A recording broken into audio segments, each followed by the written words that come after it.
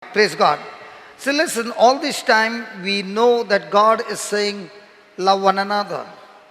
So in this session today, the Lord is going to teach us what He means by the word love one another. When it is agape love, these people have to come.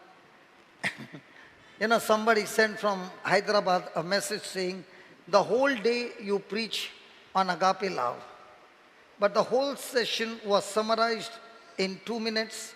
When the healing session began, two wonderful dogs came running on top, praise God, which most of the people are interested in healing sessions.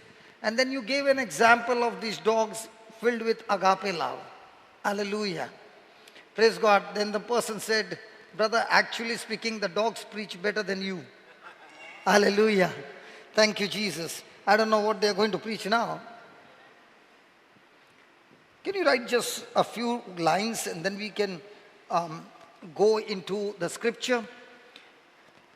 Very, very important line. The development of our love, the development of our love, the development of our love walk, must be, the development of a love walk must be our primary focus. The development of a love walk must be our primary focus. See, there were some people who said, I want to meet you for some counseling. I want to tell you, your counseling begins now. What should be my primary focus in my Christian life? The development of love, because through that love called agape love, which is the root, everything in our life begins to move in that direction. And that's why today we learn that God allows tribulations, allows tests to take place in our lives, because His intention in our life is, in the midst of that tribulation and test, He wants to teach us and train us to be champions in agape love. Now, what should be your top priority in a life?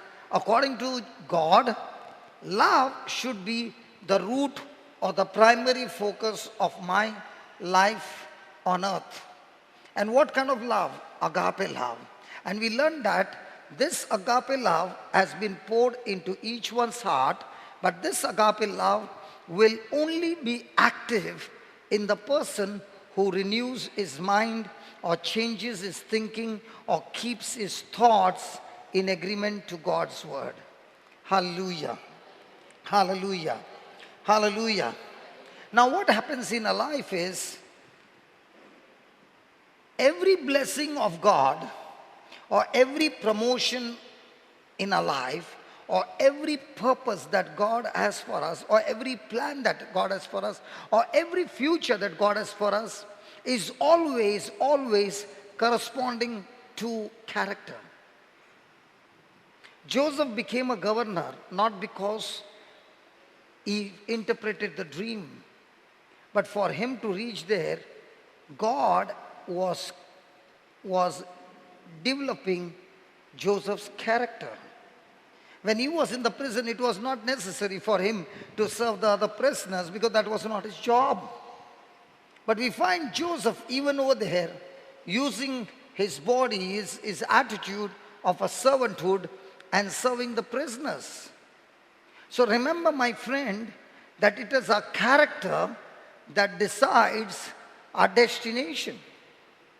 I might have all the top certificates in my academics, but if my character is not right, those certificates can give me an entry in a company, but I will only survive when my character is good. So here is God saying to us that according to the world system, the world looks at the character from a different angle. How bossy you are, how are you going to control people, how are you going to put pressure on people. You are an excellent boss. Okay? But when it comes to God, the character that God is looking for is just one character. How much am I operating in agape love? So the more and more I fail to operate or grow or develop in agape love, the more and more I am weak in character. So God has the best for us. Even though He has the best for us, that best will not be experienced by the person until and unless he is willing to submit to God, agree to God, and operate in total selflessness, totally one-sided agape love, first of all with God and with one another. Praise God. Hello, praise God. Listen, whenever there is a problem, the first thing that people say is pray. Agreed? People say is read the Bible. People say all those things.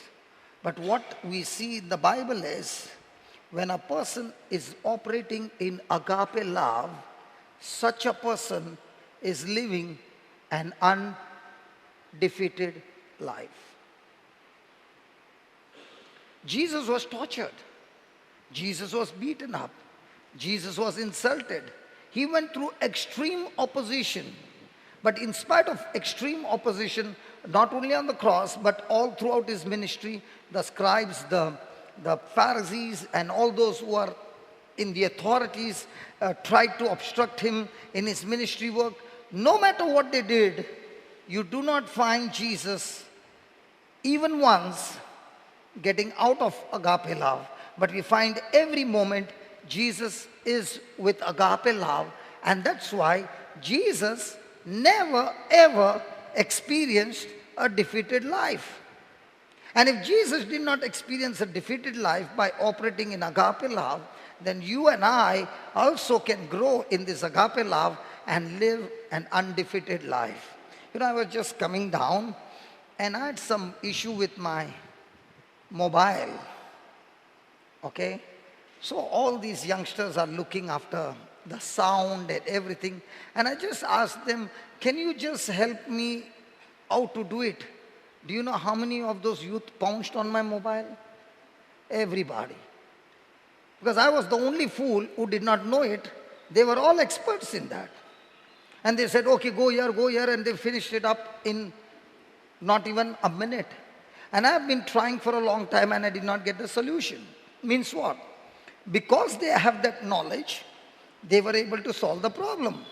In the same way, when you and I are going through persecution, opposition, or anything, when you have the knowledge from the Word of God, now your renewed mind is operating in agape love, and that agape love, first of all, is building our character, our relationship with God. And the more and more our relationship with God begins to grow, the more and more we experience the best from God, and everything from the devil is completely destroyed. So what should be my top priority? Asking from God, gimme, or receiving from God the Word of God and help asking God, God, I want to depend on you and I'm going to change my thinking. The more and more I change my thinking on selfless love or one-sided love, my character is now getting built up. I'm no longer a selfish person. I'm no longer a corrupted person. I'm no longer a bitter person. I'm no longer a revengeful person. I'm no longer a lustful person. I am a person like Jesus. Do we get this opportunity every day? Come on, do we get this opportunity every day? Now, when we get this opportunity, how do we respond? Do we respond in agape love? Then that person will all the time experience the goodness of God. That person will experience supernatural hand of God. That person will experience the best of God. Hallelujah. Hallelujah. Hey friend, if you have come for this retreat, I've got good news to tell you. No matter what your problems are going on, begin to focus on one thing. Lord, I'm not interested in solving my problem. I'm not interested in getting myself blessed. I'm interested in only one thing. Have a relationship with you. And the more I have a relationship with you, Through that relationship, the more I will be able to renew my mind, and the change of my thinking will build up my character, and my character is the one that decides my destination. Example, Adam's character was very good in the Garden of Eden. No sin at all. He enjoyed the whole of the Garden of Eden. The moment he disobeyed God, his character, which was God conscious, became self conscious. The moment his character changed, what happened? He lost it all. The Israelites, God had a plan for them, that he wanted to give them a land flowing with milk and honey.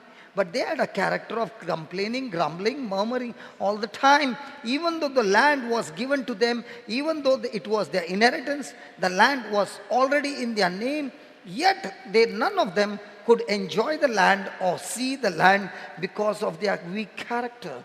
God's goodness was cancelled. Hallelujah. Who cancelled it? They themselves. So how much of God's goodness do we cancel when we go through a test in relationship every day? Listen, I can now, for example, my actions can be right, but my thoughts can be wrong. Even if my actions are right and my thoughts are wrong, everything is wrong. For example, a person during the Lent season says, I don't want to drink. Good.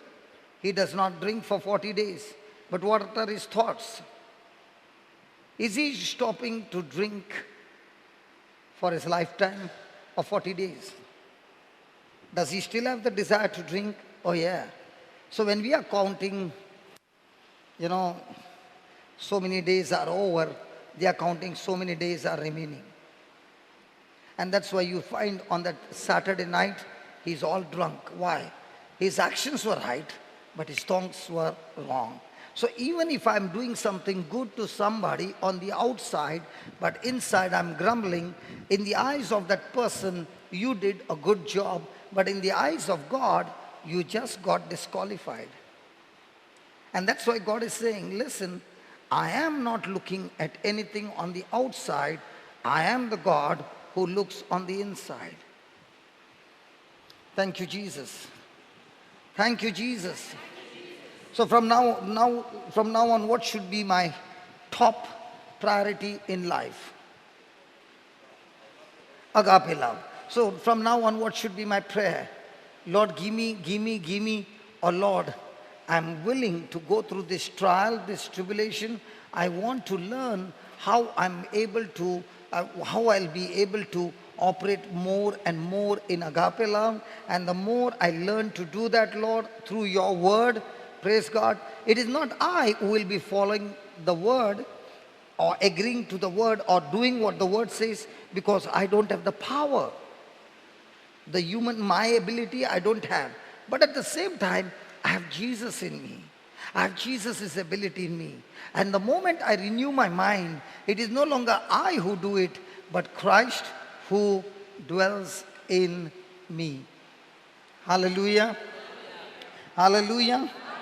So according to you, which one would be the most superior force in the spiritual or in the kingdom of God? Love. So most of the time, what are we praying for? Give me the love, or Lord, teach me how to love. Which one? Hello? Give me more love. Very good. Come on. Teach me how to operate in agape love. Means, Lord, when I use the resources, the ability, whatever you have given me, not for my benefit, but for the benefits of others, not expecting anything in return. It's one-sided. That's the person growing in agape love. And the more and more you grow in agape love, I tell you, every day you are blessed. There will not be a single day broken in your life. Because that character of agape love is like a magnet drawing the blessings of God into manifestation. There might be many seated here who are praying much more than me in multiples. But I've learned a secret. The maximum, I live for Christ, not expecting anything in return from anybody, the more I see the manifestation of God's glory in my life. Please write down. Then we go into how to do it, okay? Failure to develop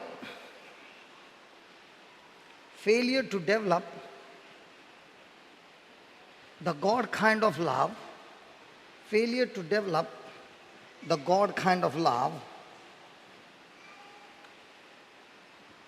within us, failure to develop the God kind of love within us will cause us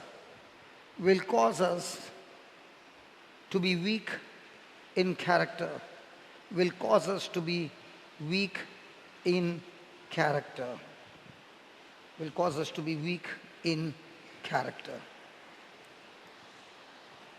So, strong in character, weak in character is decided by what? The gifts, the talents, the service, the preaching, the singing. Come on, with what? And what kind of love? How many times it has happened that you did so much of good things and the priest was announcing and everybody's name was called and by error your name was not called? What happens? What happens when you did something to somebody and the other person did not even acknowledge and say a thank you to you? Does these things happen? What happens when you cooked such a good meal and the person did not show up?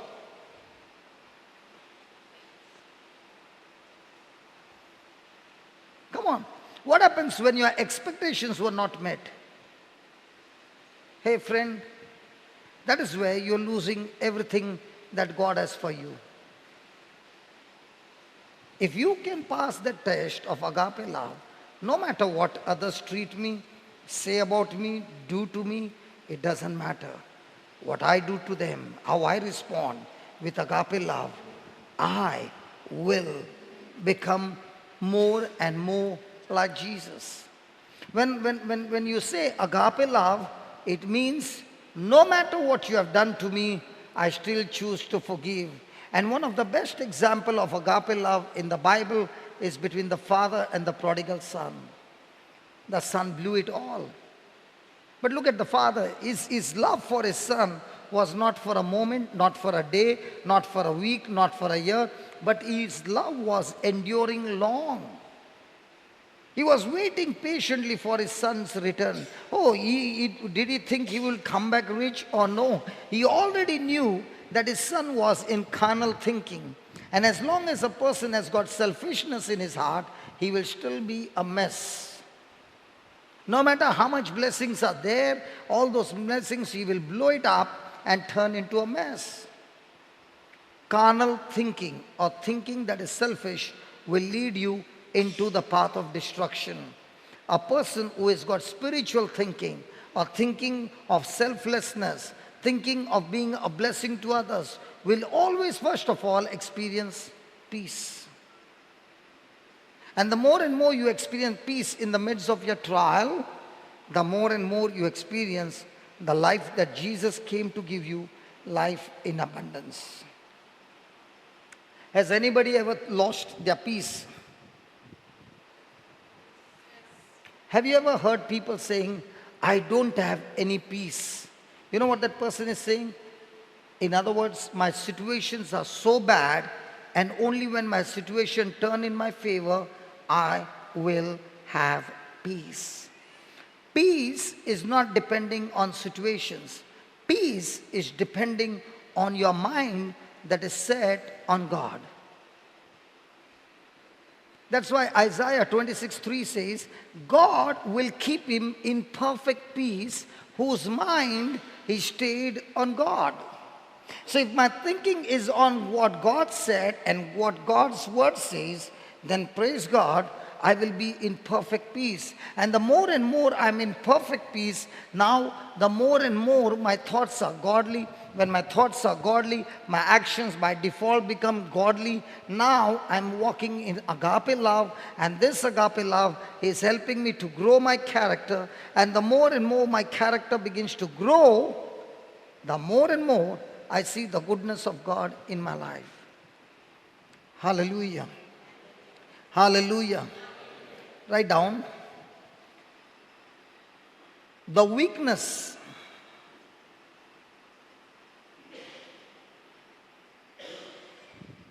to grow in agape love, the weakness to grow in agape love hinders us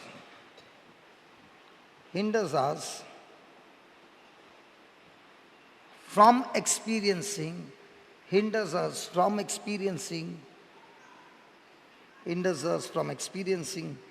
the manifestation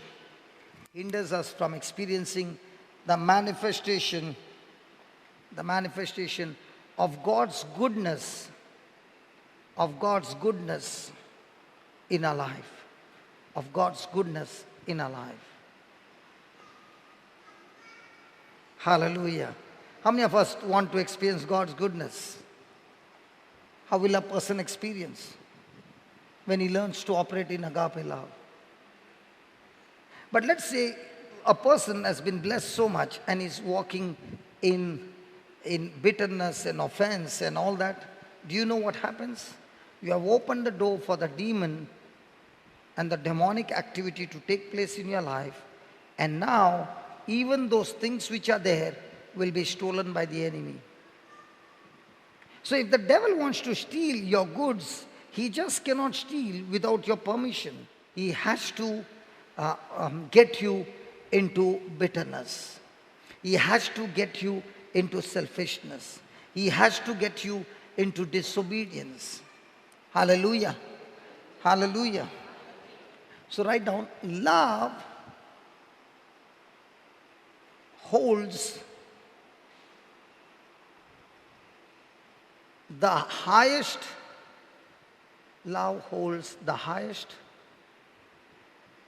superiority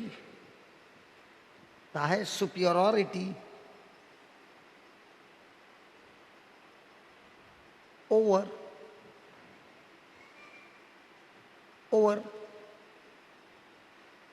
all other forces.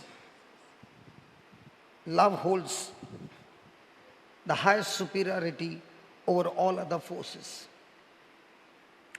I'll give you an example. There was this man who had come from Ireland to India, and he was there for the youth retreat.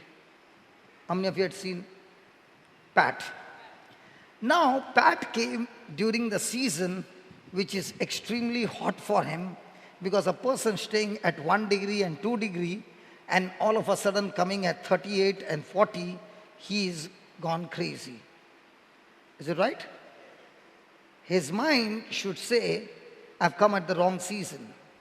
But at the same time, in his mind is, God, you have brought me here in this season because you are going to teach me the gospel. Okay?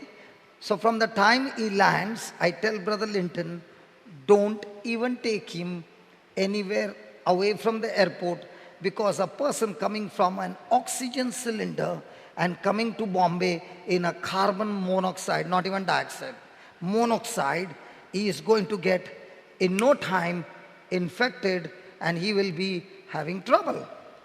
So he's just come out and again is put in the airport. Praise God, he lands in Goa. Thank God Goa is better. He stays here, comes to Mangalore, experiences his ride in the car with AC. When the retreat is over here, I on purpose take him by bus. And praise God, we had a parcel packed from here without a spoon. And Pat has never eaten food without a spoon. Pat doesn't eat rice. They eat rice as a sweet dish. They eat mashed potatoes. Now, when there was no spoon, I was watching Pat eat. I was eating this way. He tried, he could not. He would keep his mouth open and he ate it. And I was watching everything. And I said, Pat, how come you are not getting irritated with all these things? And he said, the very truth is, I have come here to learn from Jesus. And when he was here in Goa and in Mangalore, he had some issues of eating, because every time he would eat something, he would say, call the fire brigade. Means his tongue would be on fire. And I remember that day, we had blood donation camp, and I went to Pat and I said, Pat, you got to give your English blood. And he said, me, and give the blood? I said, yes, you got to give the blood. And I explained to people what happens when you give the blood. He got up and he went there and he gave the blood. The moment he gave the blood and he came back, he said, brother, what I heard you speak, I went and did it. And by the time I came back, I experienced a power of God come on me. I had no problem of anything thereafter. I was surprised. He came to Mangalore. He ate the food that we ate. He ate the spicy food. And by the time we went to Hyderabad, he was eating everything, and everything had changed. And he said to me, there is something about giving. There is something about giving. I have never given my blood, but the moment I gave my blood, my whole system, which was not performing right, began to perform right. Hallelujah. Thank you, Jesus. A man from Ireland who comes to India in the off-season with extreme heat. You know, I used to tell him, why do you put all the makeup early in the morning? Can't you just reduce your red color on your... You have put red color all over, man. And he says, what to do? I've got a natural makeup from Jesus. He used to become all red in the sun. And we had a great time. Praise God. What I'm trying to say is, am I ready to adjust? Am I ready to say, I am ready to make myself comfortable in the most uncomfortable position? That's called agape love. That's where your character is being built. And if I'm not going to change, I can know the Bible, but there is no goodness coming, no best coming, and my destination is wrong, because now I'm offended, now I'm running in the wrong direction, and I'm in a mess. You know, when we go to Africa, Linton had brought one packet while coming from India. I had gone from Dubai, he came from India, and he brought packets of chips, but there was one packet. It was peanuts with pepper. Now, when we go there, the food is very different from ours. And there was one packet and 4 of us. Every breakfast, lunch, and evening and night, we would get counted 6 peanuts with pepper. So after we finish our food, we would run into the room, take those peanuts, put in the mouth, and keep on chewing till we get all the pepper out, and our tongue would be back on spice. What I'm trying to say is, might be the food is not good. The food is good, but we are not used to. What did Jesus say? Whatever is laid on the table, eat it. Come on. Tomorrow's breakfast is very interesting. And they asked me, brother, what do we prepare for breakfast? I said, put some pressure. A retreat is not a place of comfort.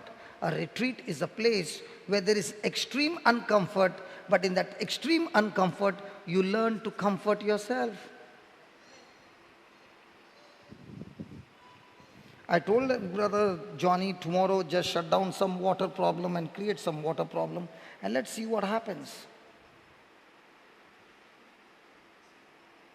I have no problem always. When we used to have retreats in Dacia, we would have about 45 official seating, and we would book about 140, 150. Do you know where would be my place? Every stair is my place to sleep. One stair is enough to sleep. It's all about the mind. Can we change our mind? You know what is our Christian life understanding? Come to Jesus and He will solve your problem. Come to Jesus. He will not solve your problem. He will change you in the midst of problem and make you like Him, being crucified on the cross, like He was crucified on the cross with all our thoughts. Thank God for Mama. She is the only one clapping first. Hallelujah. Because we were told, you come to Jesus and He will solve your problem. That's where the big problem is. Come on, tell me one thing. The apostles came to Jesus. Did anyone die a natural death? Somebody will say John, but even John, he was put in a boiling oil. He did not die. They could not do anything. He must have been swimming in that oil. Come on. None of them died a natural death. They were all killed. They were all martyred. But did they have any fear? Because they were operating in agape love. Before I leave this planet Earth, Lord, all that you have installed in me, I will empty myself before I leave this planet Earth by being a blessing to others. So what should be my prayer? Lord, make me a blessing to others, or Lord, let others be a blessing to me. Really? So what's our prayer all the time? Lord, bless me, bless me, bless me, bless me, bless me. He will say, the last time I blessed you, what did you do with your blessing? I kept it in my... Hallelujah. Hallelujah. Hallelujah. Write down. My failure to develop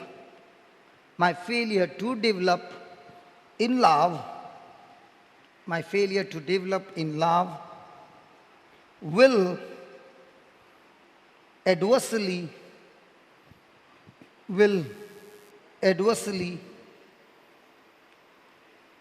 affect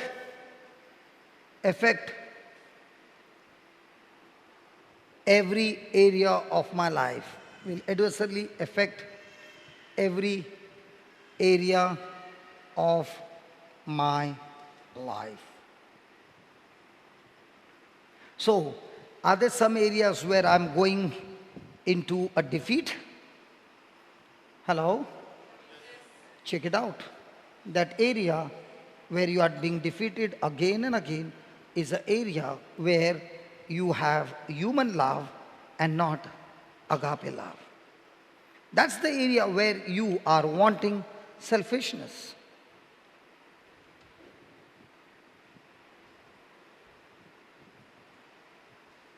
And if more and more area of my life is selfishness, my life will be miserable.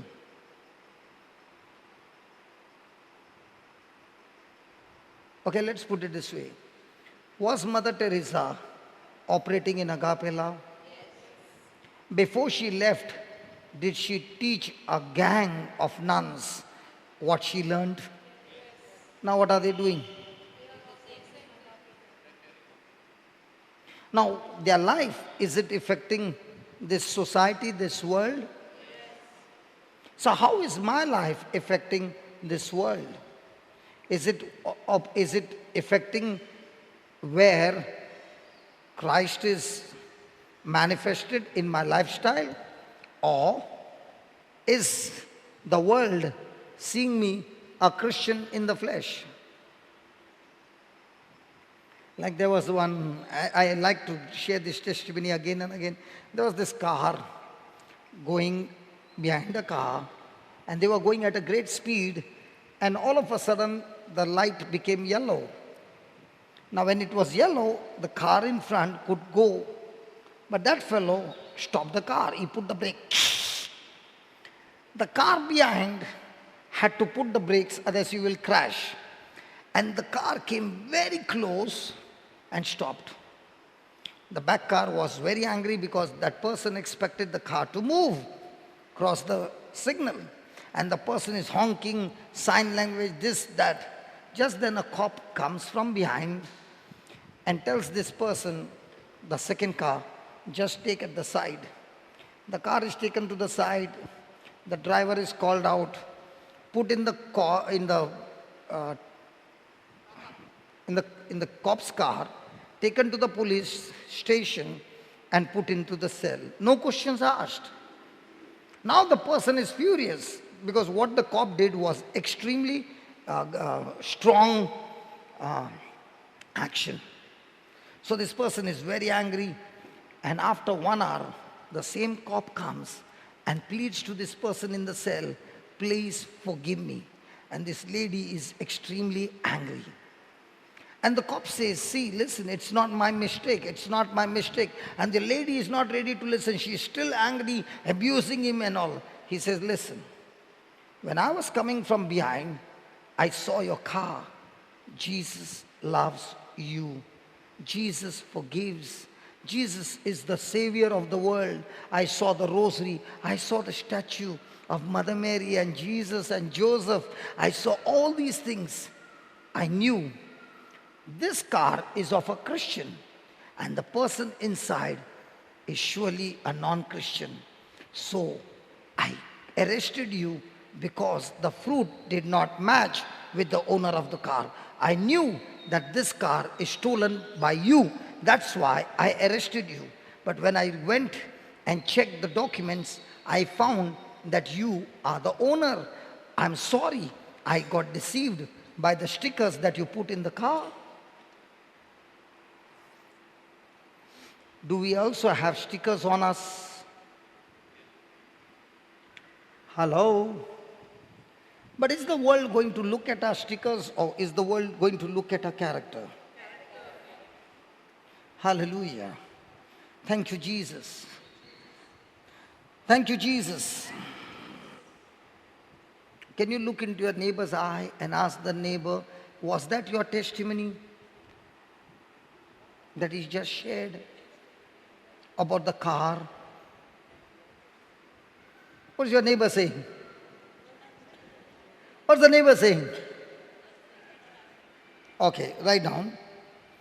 My refusal to love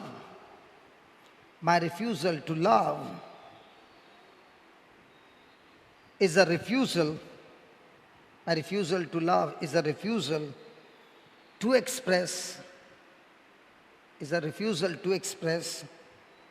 the character of God, to express the character of God to the world.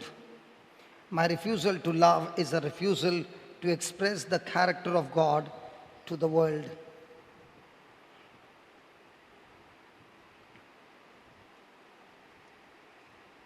So what is the world interested in?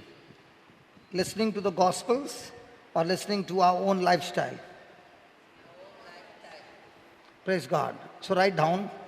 How many of you want God to make you a leader like Moses, that you will lead millions of people into the kingdom of God? Everybody, right? So write down the formula of leadership. Leadership means character plus strategy. Character plus strategy.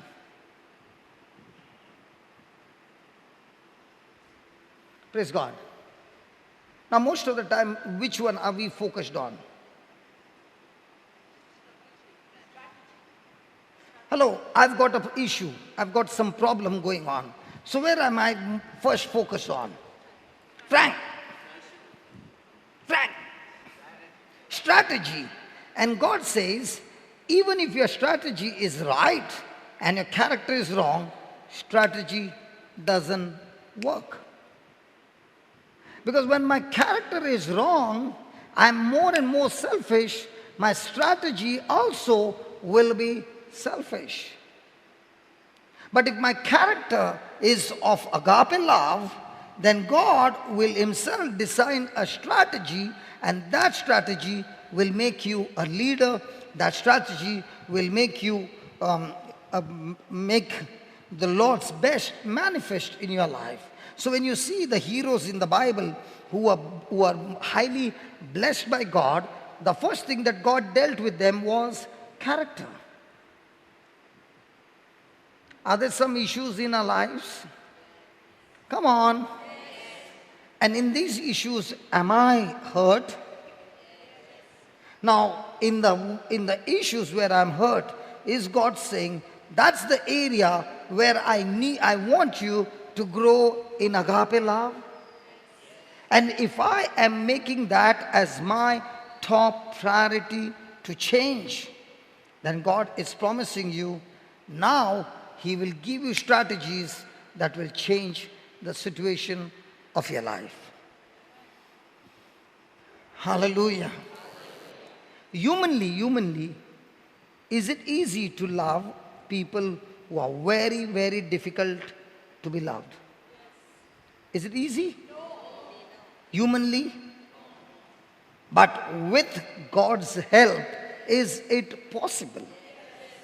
Now, isn't God saying that person is on purpose, on a mission to change us, or you to change them? And what is my prayer? Hello? What's my prayer?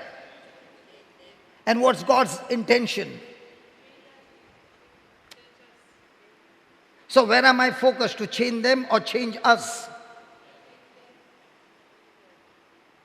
So from now on, should my prayer be, God, change that person, or God, teach me to change myself and operate in agape love, so that agape love will help me, first of all, to build up a character, and that character, now you will show me the strategy that will change the situation. I'll just give in quick, in short. You remember King Joseph? He had 3 kings coming against him. When he was filled with fear, what's the character? Is he doubting God? Yes. Then, does he grow his agape love by developing prayer, fasting, and meditating on God? Was he seeking God? Does the Bible say you are seeking God, or you are seeking the solution from God? What are we seeking, and who are we seeking? Hello, when we are in a situation, what are we seeking? And what was he seeking? He was seeking God. And when you are seeking God, did God give him a strategy? And what was his strategy? To tell the people to trust God and trust the prophets and start praising and thanking God. Now when they began to do that, did the strategy work? Come on. Now if he had not built up his character, would the strategy work? Take anybody in the Bible, anybody. First, the character of trusting God, depending on God, and now God gives you the strategy, it surely will work. Hallelujah. Please write this next line in capital letters, please. The whole line in capital letters. We are either developing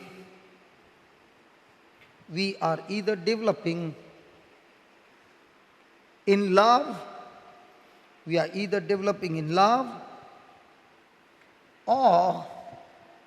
or in selfishness.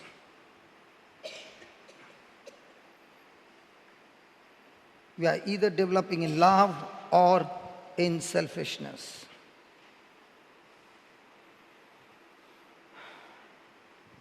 Can we ask this question to ourselves?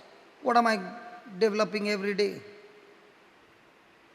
You know, when a person doesn't know God and he's in trouble and he comes for the retreat, The person will be sitting right in front, taking down notes, studying, come retreat after retreat after retreat after retreat. 6 months went by and the person began to grow. Then you don't see the person on the first row, you see the person slowly on the third row. Then you see the person on the seventh row. Then you see the person on the last bench. The day you see the person on the last bench, it means the time has come for that person to go. Why? Because his character has now changed. The biggest problem with us is, I know.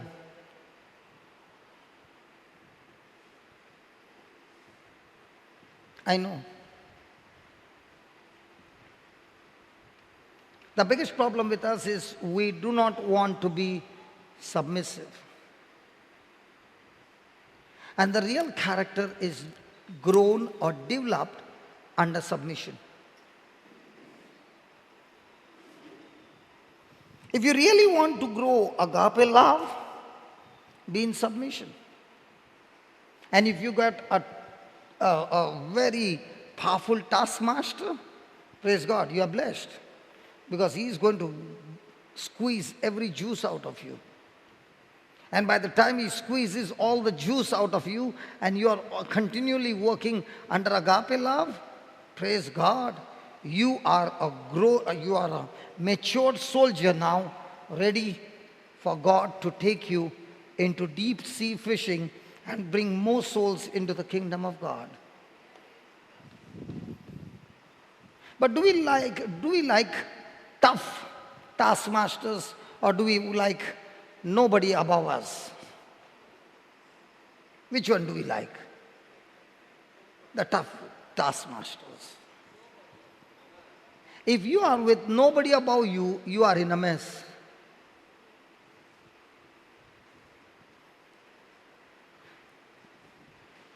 Hallelujah. Thank you, Jesus. Praise you, Jesus. So, can you ask your neighbor, what are you growing? Love or selfishness?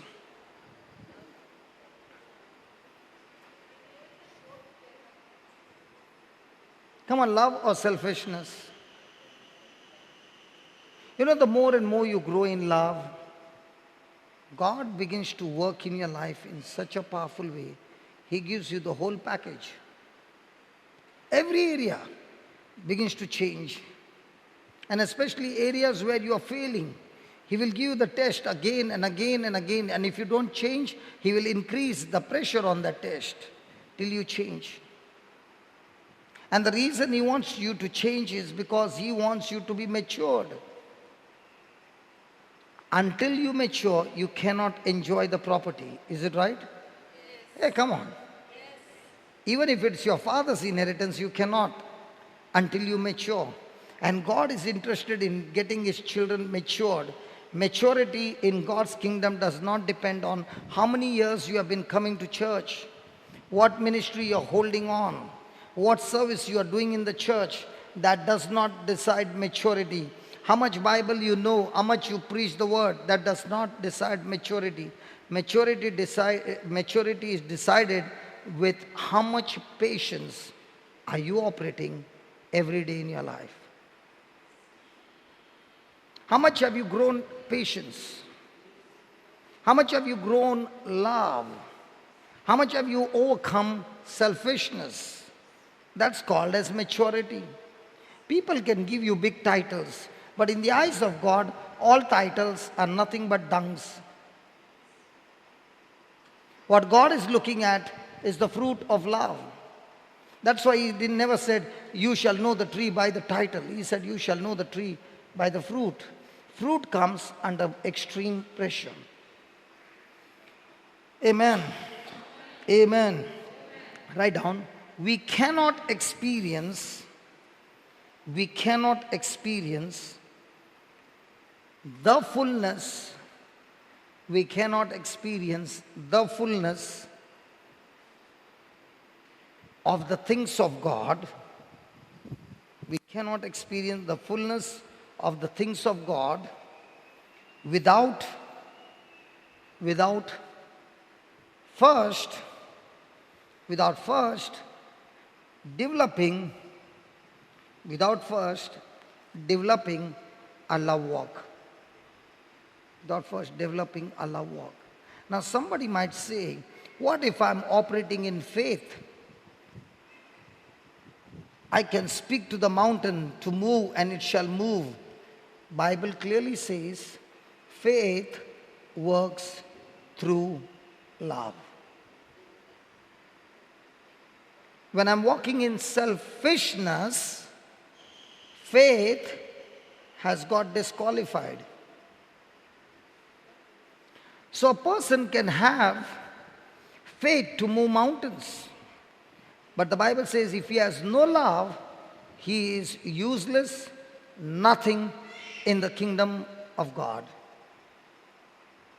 The Bible says if you are speaking in tongues and the language of the angels and you have no love, you are making noise.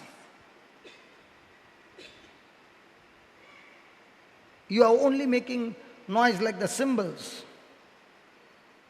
And then he says, if you burn your body for the service of the poor and you do it all and you give it all, but you have no love, you are useless. So what is God interested in? Agape love. Hallelujah. Hallelujah. So what should be my top priority from now on? Come on. Come on. So let's go to Luke chapter 6, verse 26.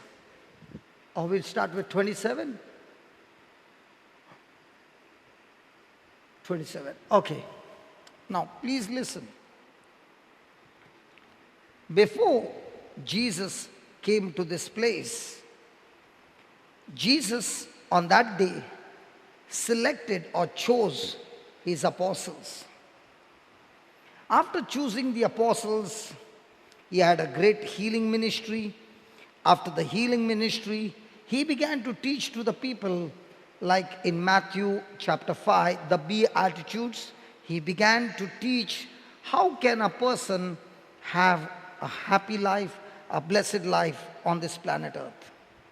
Now, when he had finished with the teachings to the people, then he comes with the next level of teaching, which is a higher teaching. And that's when he says, but just give me 26. 26.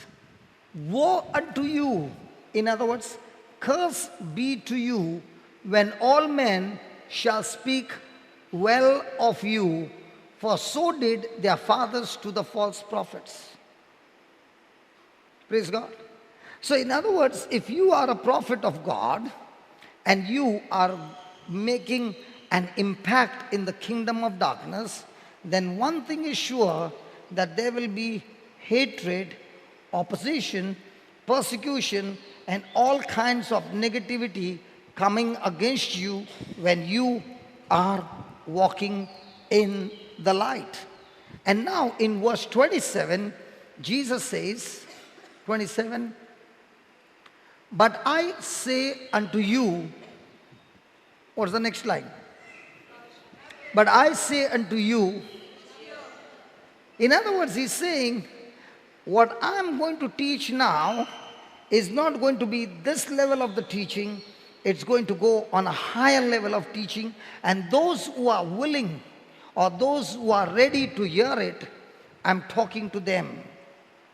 This teaching is saying is not that everybody can take it.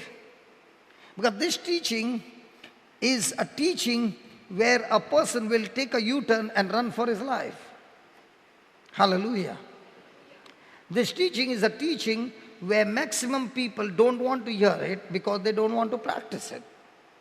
And here is Jesus saying, if you want to truly experience agape love, then this is how a person experiences practically in his life the agape love. And that's why he says, to you which hear, love your enemies. Love your enemies.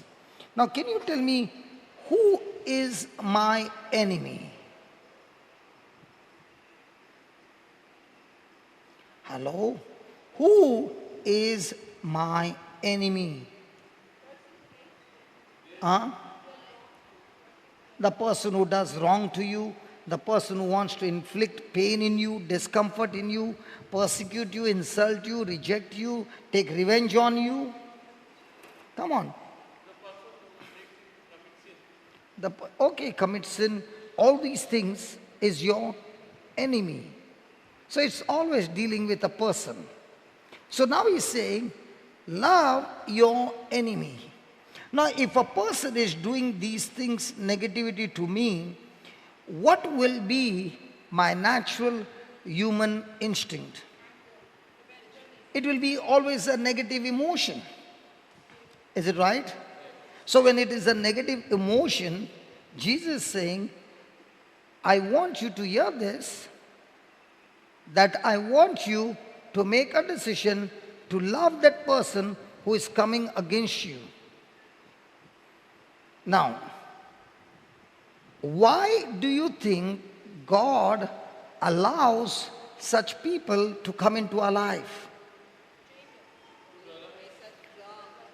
Because God is interested in training us and making us champions in agape love.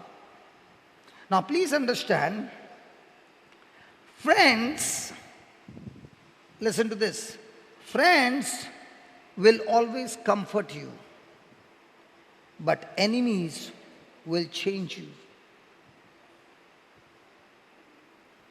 Hallelujah. Means what? Enemies will put such a pressure in you that what is in you will come out of you. For example, we have the praise and worship, and we are going to sing the song, This is my desire. Lord, I give you my heart and my soul and everything to you. I will live for you. The song is good, but when the pressure comes, now am I ready to give my heart and soul? Am I ready to say, God, I will live for you? Am I ready to say, God, have your way in me? So the real me is developed under pressure. So people walking into your life will do two things. Either they will make you better or they will make you worse. And here is what Jesus is saying. Listen, as long as you are in this world, the world is supposed to hate you. And I'm saying to you, if you're willing to hear what I'm talking to you, he's saying that. If you are willing to hear, then let me tell you, do good to them that hate you. So in other words, what is he saying? How do I love my enemy? Hello, how do I love my enemy? He has given you the solution. Hallelujah. Hallelujah. Now, in my natural human instinct, is it easy for me to do good to the person who is going on messing up my life? Because every thought or emotion that comes into my mind is, I want to hurt him as well. I want to destroy him as well. I want to see to it that he also is destroyed. But Jesus is saying, no. I want you to do good to them. In other words, I want you to seek and pray for God's best in them. Wow. Hallelujah. Thank you, Jesus. Thank you, Jesus. Thank you, Jesus. Now, when Jesus was being taken to the cross and he was arrested in the Garden of Gethsemane, did Judas offer him a kiss? Now, what do you think would have been Jesus' reaction? What do you think would have been Jesus' reaction at the Last Supper? That he knows Peter is going to deny him, Judas is going to betray him, and all of them are going to run for their lives. Did he know them all? What was his reaction?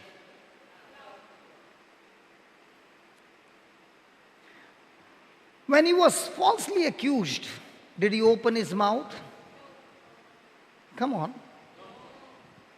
When he did open his mouth, was he slapped on his cheek? Did he give back? Was he spat on? Insulted? What was his response? His response was only one thing. Listen, many of you us will say silence. It was not silence. All through that, it was a meditation. A continuous meditation of a thought. No matter what they do to me, I will respond with good. I will respond with good. I will respond with good. I will respond with good. I will respond with good. I will respond with good. Now when he keeps on saying to himself, what is he building up? His faith. What is he building up? His strength. What is he doing? Every thought that is coming to leech his mind, he is captivating all those thoughts.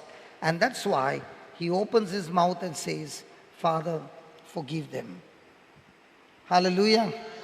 Hallelujah. So did Jesus have enemies? Oh yeah.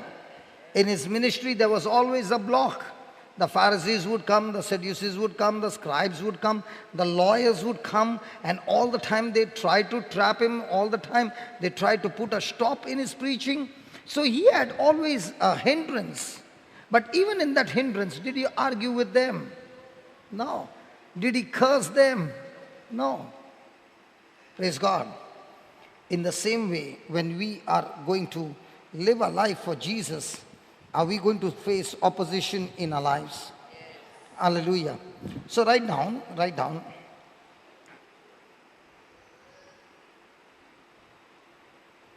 Jesus made it clear.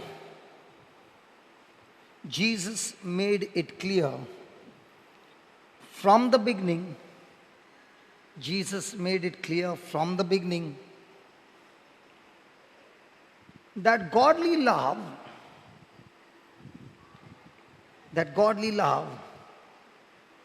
extends beyond human love. Just underline that. Godly love extends beyond human love. Human love loves those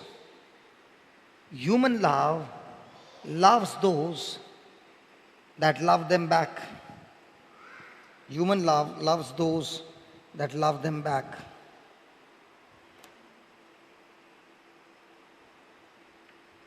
Human love loves those that are easy to love.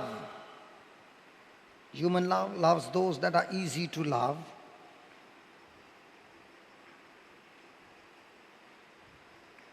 Human love is depending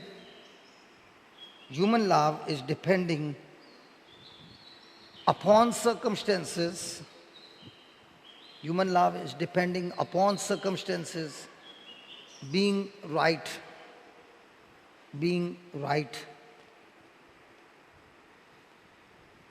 But the love of God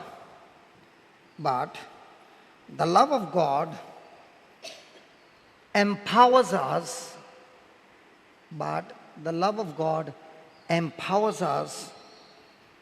To extend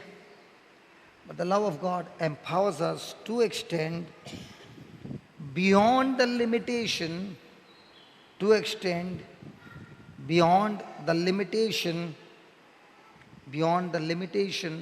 of human love.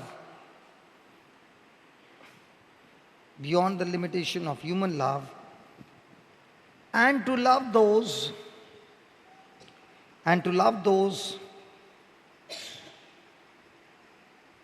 that we would never love,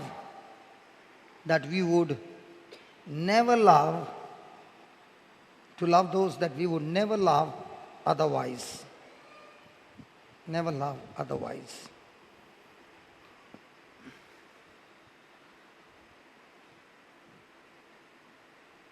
Agape love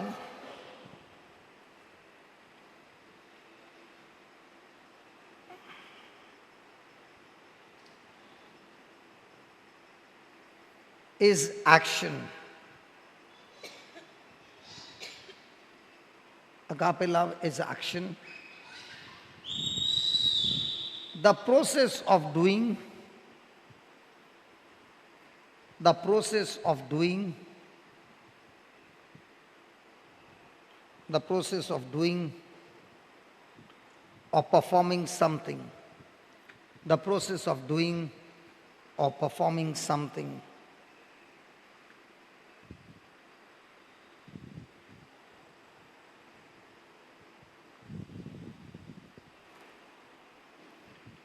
Love is more than just thinking.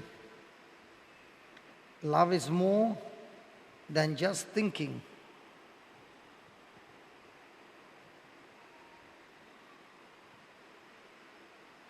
More than just dreaming.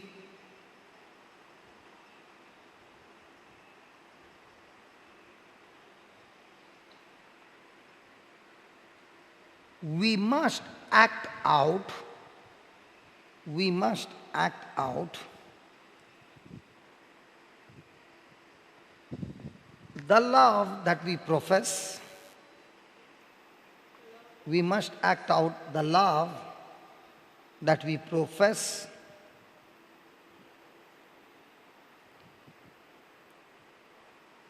To possess. Profess to possess. An enemy, next line, an enemy is one who feels hatred. An enemy is one who feels hatred towards, comma, intends injury to, intends injury to, comma, opposes the interest of another, opposes the interest of another,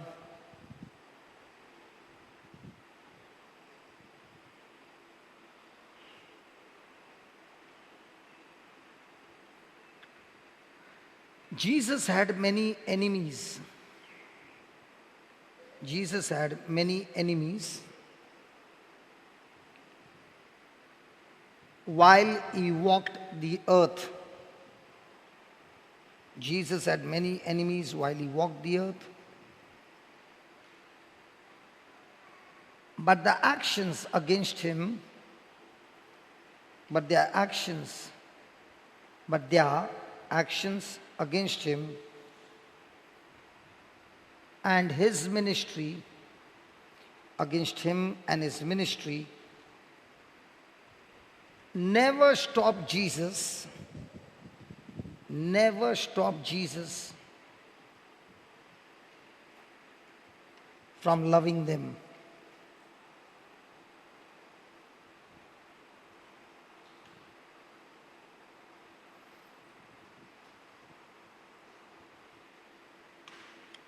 Praise the Lord. So did Jesus discard the sinner? Did he hate the sin? But did he dislike the sinner?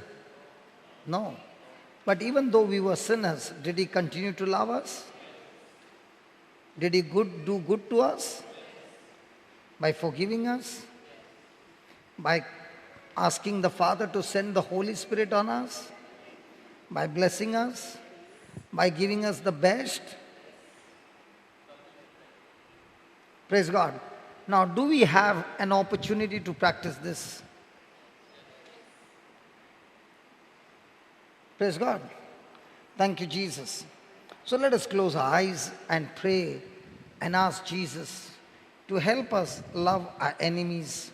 There might be some people in our lives, might be your close and dear ones, who don't understand you, misunderstand you, and always cause bitterness in your heart. And you have been praying to God to change their lives. And today the Lord is saying to you that even before I change their lives, that the Lord is interested in changing our lives.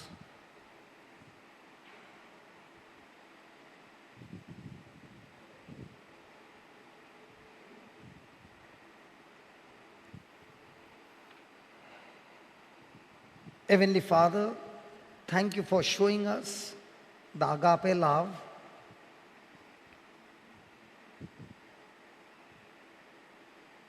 The agape love is to love our enemies. Love them in such a way that they will bring the best in us and not the worst. All this time, O Lord, we have seen in our own lives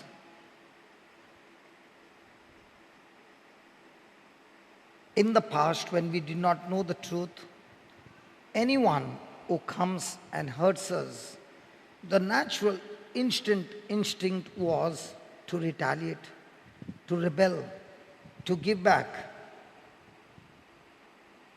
Yes, Lord.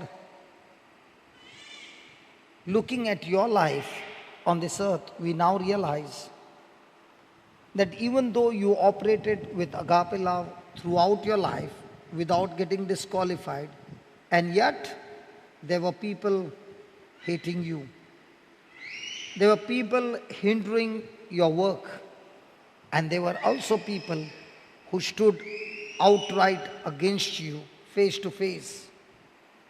But in spite of all this, O Lord Jesus, you did not allow their negative actions to have a hold on your mind so as to hate these people. Lord, you hated their actions, but you never hated the people. You hated the sin, but you loved the sinner. You disliked their negative thinking and their negative actions, that they worked towards you. But Lord Jesus, having been empowered by the Holy Spirit, Jesus, you continue to still love them and still take the place on the cross for every one of them. Jesus, you love them so much that you earnestly prayed to the Father for them. Oh Lord Jesus, when we go through battles of life, and especially the negative things that are happening in our life, teach us, O Lord, to be like you, earnestly and diligently and sincerely pray for them. Praying not only for their conversion, but much more, O Lord, praying for their relationship with you, praying and asking you to bless them and have that they will experience your goodness in their life.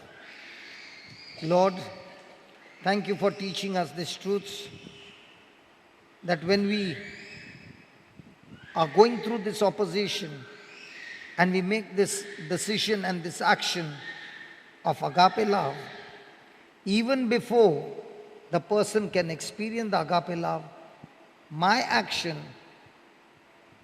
of activating agape love in the life of another person, before the blessings can come, before the person can experience anything, the first thing that happens is my action of doing good to my enemy teaches me, transforms me into the image of Jesus. Now I can truly say that I have been created in the likeness and image of God, because I no longer live by my soul, but I live by my heart. Father, thank you for giving us this faith through the word. And each one of us are empowered to love those whom we would normally not love, to love those who hate us, love those who hurt us, love those who have created a mess in our lives. Lord, tonight we declare no matter who comes against us, we will continue with the agape love. And the more and more we operate in this love, the hatred that we feel, the revenge that we feel will begin to die out, because this agape love will destroy every negativity in our life and help us to grow and develop in the love of God. So here we are, O Lord, confessing before you with a commitment that we shall never again repay evil with evil, but we will overcome evil with good. Lord, thank you that by faith in your name, Jesus, we receive this agape love extremely active in our life, and especially being vigilant and being renewing our mind and our thinking. We shall no longer be bitter and angry against those people, but with the agape love, bring a change in their lives. We thank you, we praise you in the glorious name of Jesus. Amen. Amen. Thank you, Jesus. Can we give the Lord a big hand for that? Come on. Hallelujah. So in our life, are we going to bring the best or the worst? The best will come because we attended the retreat, isn't it? Hello? The best will come because we attended the retreat, isn't it? The best will come because we are fasting and praying. Praise God. So when will the best come? When we have changed our thinking and put it into practice. And the more and more we bring the best in our character, the more and more we will see the goodness of God manifest in our life. Hallelujah. Hallelujah. So is it going to depend on God to show His goodness, or is it going to depend on us that when we operate in agape love, the goodness of God will show up? Come on. So my future is depending on God or on me? Thank God. The truth has set you free. I said the truth has set us free. I said the truth has set us free. Come on, the truth has set us free. The truth has set us free. So tonight, even before we go for dinner, there's still time. I want you to realize that the very people who have caused a negative emotion in your life are the people God has chosen to grow in us the agape love. So from now on, what will be our focus? To change us or change them? Hello? So the more and more we change us, God will lead us and change people around us with the agape love that we grow. Praise God. Let's see again the love of God. Love your enemies and do good to them that hate you. Praise God. Let's go to Matthew chapter 14.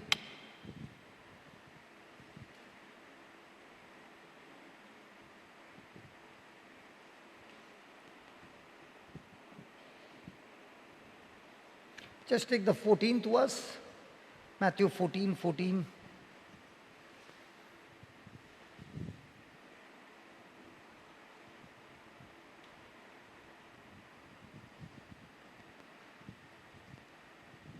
Now, just give me from that verse number 10.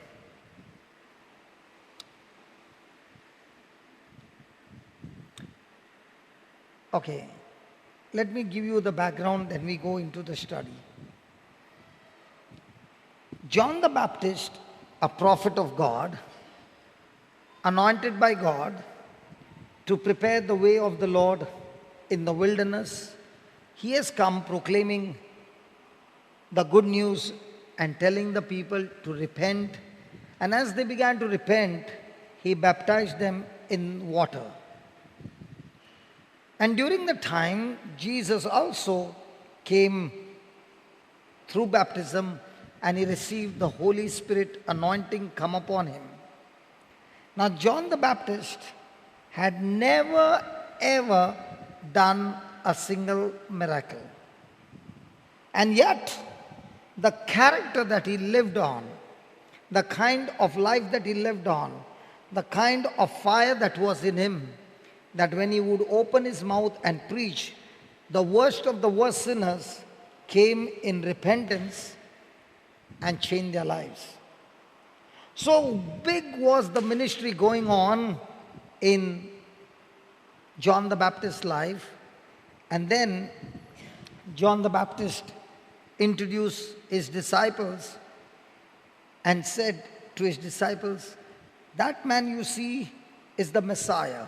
He is the Lamb of God who takes away the sins of the world. Now he allowed his disciples to go after Jesus. Now, having such a great ministry, he saw that the king had committed a big blunder. And what was that blunder? He had snatched his brother's wife and kept her captive in the palace and made her his lover. And that was extremely displeasing to God, and it was a case of adultery. John the Baptist went and spoke to him and condemned him of his act and asked him to repent. The king was furious. He arrested John the Baptist and put him into the prison. Now here he is in the prison, and during that time there was a party that was at Herod's place. He had organized a party, and this woman, the brother's wife, his daughter was dancing in front of the guest, and having been drunk, he had lost his senses, and he opened his mouth and said to the girl, ask for anything you want and I will give it to you. The girl, having received this promise with an oath, ran to her mother, and her mother said, tell the king I want right now the head of John the Baptist. And the head of John the Baptist was beheaded and brought in the platter. 11. And his head was brought in a charger and given to the damsel, and she brought it to her mother. Then, and his disciples came and took up the body and buried it. And his disciples came and took up the body and buried it and went and told Jesus. Now, when such a tragedy happened that a prophet has been killed just because of some birthday party where the person got drunk. Now, he was not just a man, he was a prophet of God. And when the disciples came and took his body, what do you think would have been their emotions? Extreme anger, extreme sorrow, extreme bitterness. And now they buried the body and they came and told Jesus. Now, is Jesus the Messiah? Yes. Is he the Savior? Does he have the power of God with him? Now, not only that, was the prophet killed because of somebody's nuisance? Was he who was killed the cousin of Jesus? Now, how would Jesus react? Wouldn't that make Jesus angry? Because a person who had drawn such a big crowd has now lost. He's dead. It would have been better if John the Baptist was preaching and bringing the people to the kingdom, and there was persecution and they would have killed him. It would have been much, much better than he being killed because of a person getting drunk. Isn't it?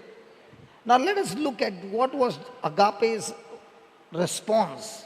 Now, isn't Herod an enemy of Jesus? Come on. Is he not putting an obstruction in the operation in the kingdom of God? Now, what would you do if your cousin, your family member or somebody had to be killed by somebody, what would be your reaction? And let us see what was Jesus' reaction. Next line, please. When Jesus heard of it, he departed thence by ship into a desert place apart. And when the people had heard thereof, they followed him on the foot out of the cities. Now, when Jesus heard this, what did Jesus do? Did he go to Herod's house and pick up a fight with Herod? Did he curse the family? Did he call the angels to come and destroy the whole household?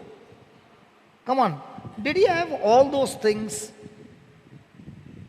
at his disposal? Oh yeah, he had them all. But did he use any of those things? No. He departed from that place to a deserted place where he could be alone. Because Jesus realized what Herod had done, it was not Herod. Herod's body was used, but the person who really did to kill John the Baptist was Satan himself. So there was a demonic power that used the body of Herod to execute the order of killing John the Baptist. In other words, Herod was not the real culprit, but it was Satan from the kingdom of darkness. Hallelujah. Hallelujah. So Jesus is gone to the deserted place and now he has heard the people come. Now, what did Jesus do? What happens to you when you have your own big problem and you are caught up in that problem and you don't know what to do? You are in extreme pain. And just then, there are people who come to you for help. What would be my reaction? Will I be able to forget my own sorrow and my own pain and now go and do something good for others? Come on. Look at what Jesus did. 14. And Jesus went forth and saw a great multitude and was moved with compassion. What's the meaning of the word compassion? Have you ever heard the word compassion? So what is compassion? What's the difference between pity and compassion? Compassion is love and pity is hatred. So what is pity?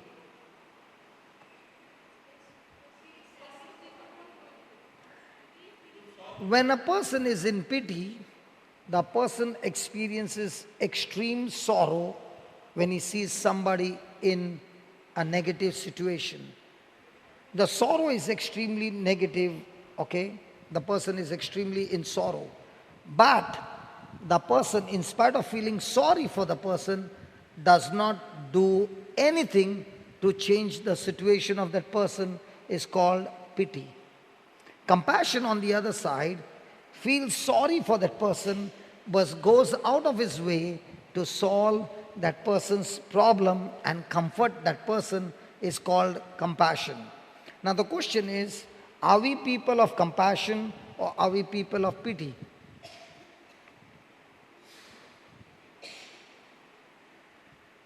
Jesus was a man of compassion. Who am I? A person of compassion or a person of pity?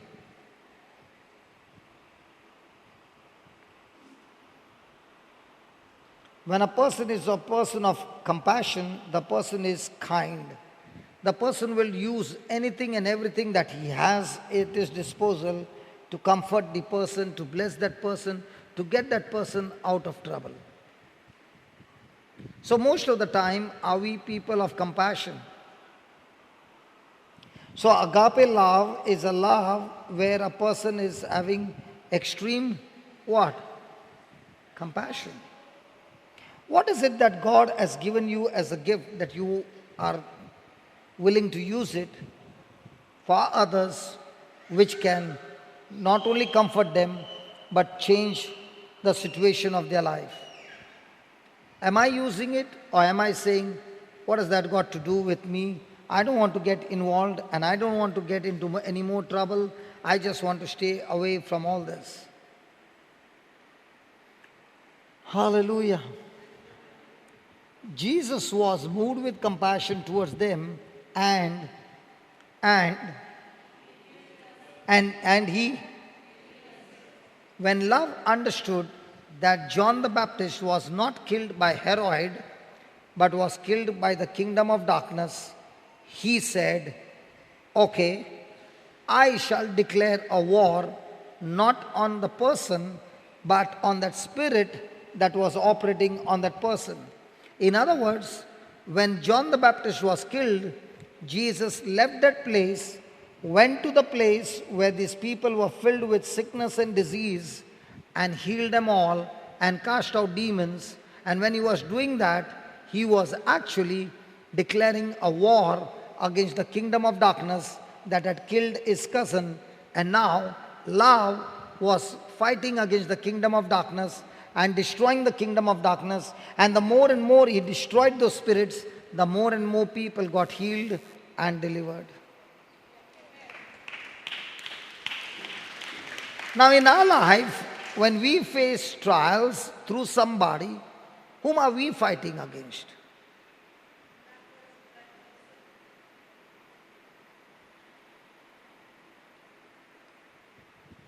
There was a preacher by the name John Wesley. And this man was an extremely amazing preacher. And he was married to a woman who practiced witchcraft.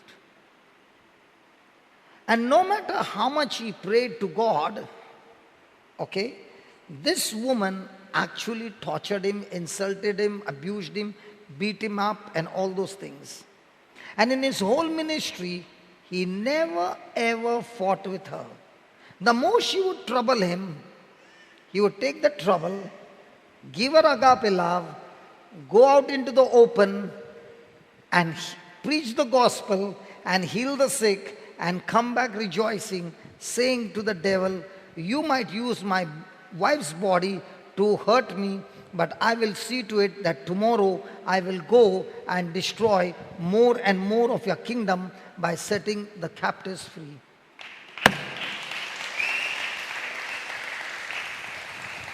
So who am I fighting with? Am I fighting with a person, or am I fighting against the kingdom of darkness? You see over here, Jesus not only healed the sick, but when you go further, he even preached the gospel for 3 days, 3 nights, non-stop, and then he multiplied the loaves and the fish, and they had a grand celebration, and people's faith began to rise up because they saw with their eyes that Jesus multiplying the loaves and the fish. In other words, what Jesus did was, the more and more he was hurt, he did not go to the person who was the cause of this hurt, but he went to the very root cause, and that was the evil spirit, and he cast out the evil spirit and healed the sick. So my friend, when we go through certain things in our life, through some people, whom are we fighting with? The person concerned, or taking all that thing and responding with agape love, and now with that agape love, going into the crowd, into the people's lives, into the hospitals, wherever people are sick, wherever people are in captivity, wherever people are in addiction, and destroying the spirits by the power of the gospel of Christ. So from now on, with whom are you going to fight? And I tell you, the more and more you fight with the kingdom of darkness, devil begins to understand that this person is operating more and more in agape love. Now Satan cannot do anything against you, because no matter how people treat you, you are operating in agape love. That agape love is activating the power of God. Now more and more souls are being saved in the kingdom of God. That day Jesus converted the whole crowd of them. Praise God. Praise God. Hallelujah. So please write down. This is interesting, isn't it? Hello? So when you see this battle of John the Baptist being beheaded, what was Jesus' response? Was Herod his enemy? Oh yes. But did he fight against him? No. So what did this incident bring out of Jesus? The best or the worst? How did he bring the best? By ministering to others. So what does that mean? If you are hurt by somebody, don't stay hurt with that person. Respond with love and now change that situation and say, devil, you have been using this person to come against me. I'm going to go in the anointing of the Lord, find people who are captivated in your kingdom and set them free. That's the battle that I'm going to go through. You hurt me, devil, I'm coming after you and destroying your kingdom with agape love. I am not fighting against people, but I'm fighting against that spirit operating in people's life. Can we give the Lord a big hand for that? Come on. Come on, that was a big revelation. Come on. Thank you, Jesus. Thank you, Jesus. So write down. In Matthew 14,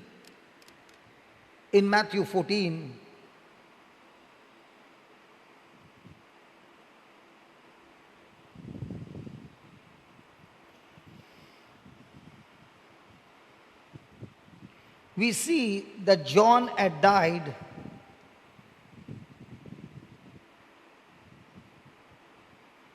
as a result of a birthday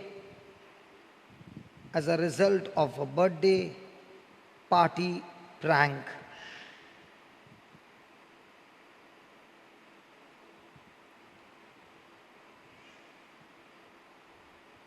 He had not died for preaching the gospel.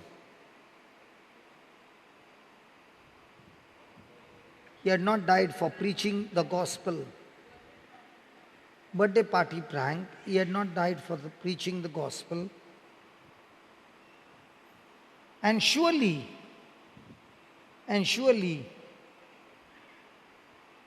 Jesus would have felt the pain of it. Jesus would have felt the pain of it.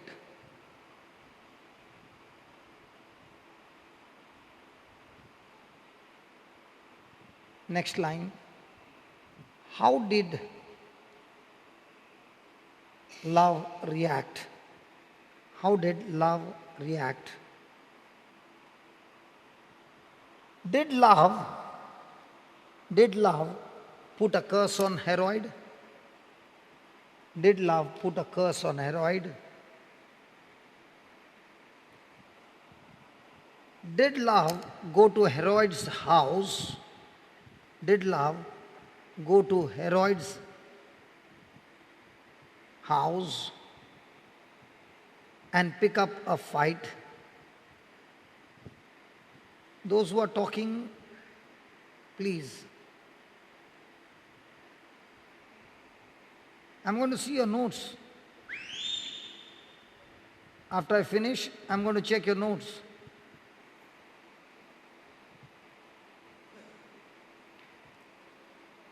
Did love go to Herod's house and pick up a fight?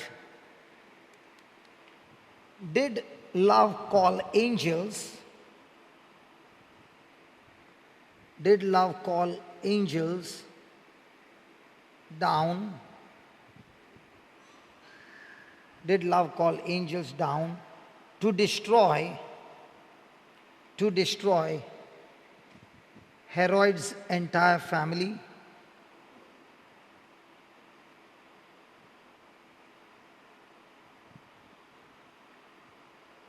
Not at all. Love knew that this was an attack. Love knew that this was an attack from the kingdom of darkness.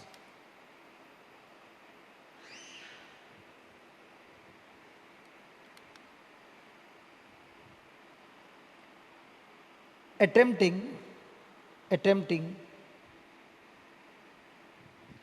to destroy the work of God, attempting to destroy the work of God.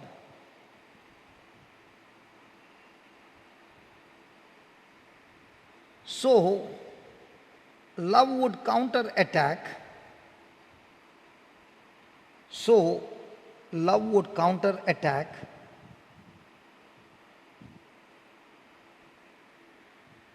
the kingdom of darkness,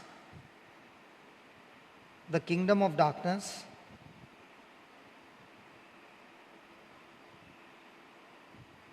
and destroy the works of Satan, and destroy the works of Satan.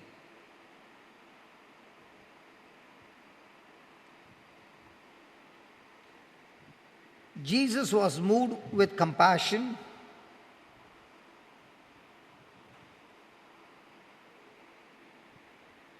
when he saw the crowd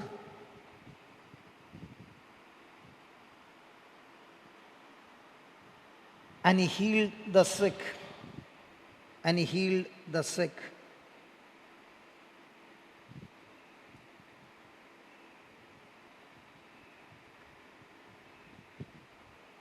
In this passage, Jesus is teaching us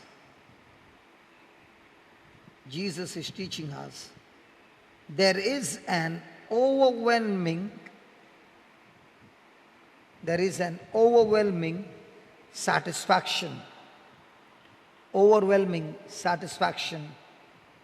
that comes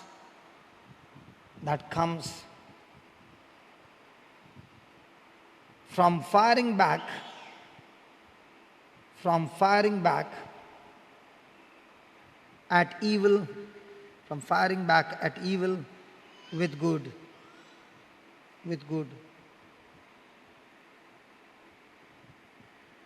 Jesus could have done a lot of things.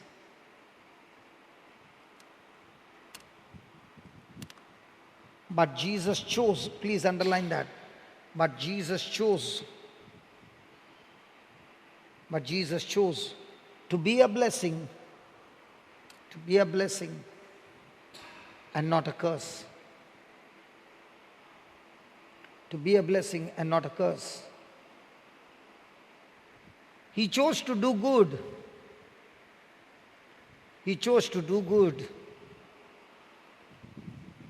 And not evil. He chose to do good and not evil. He chose to overcome evil with good.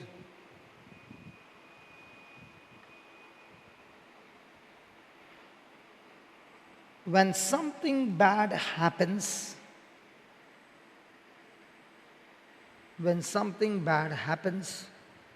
to you or your family,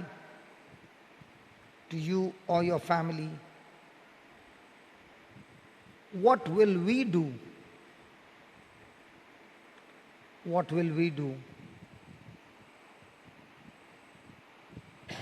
Will we seek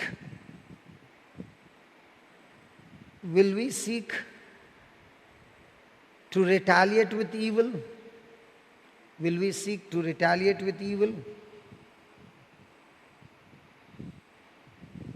Or will we overcome evil with good?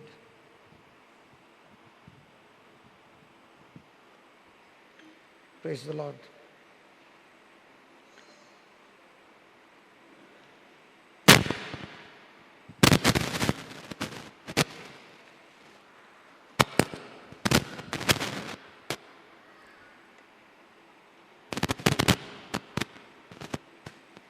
Praise the Lord.